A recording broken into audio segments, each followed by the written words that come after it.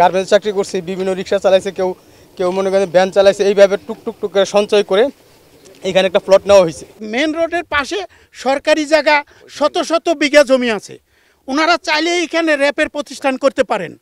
আমাদের বুকে বোল্ডেজার কেন? বেনজির তৎকালীন র্যাবের মহাপরিচালক এই কাজটা করিয়েছে তার হীন স্বার্থ চরিতার্থ করার জন্য, যেটা আমরা পরে জানতে পেরেছি যে এখানে কয়েক কোটি টাকার একটা প্যাকেজ প্রোগ্রাম ছিল।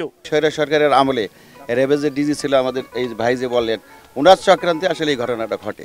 তো আমরা চাই, আমরা যারা গ্রাহক আছি আমরা এখানে থাকবো, বাড়ি করব, আমার ছেলে মেয়ে ভবিষ্যতে বাড়ি করবে, থাকবে, বসবাস করবে, এটা আমরা চাই। অল্প একটা জমি আমাদের রক্ত পানি করা পয়সা দিয়ে আমরা কিনছি, অনেক কষ্ট করছি, আজকে নিয়ে যাচ্ছে র্যাব। কেন নিয়ে যাবে আমাদের জমি?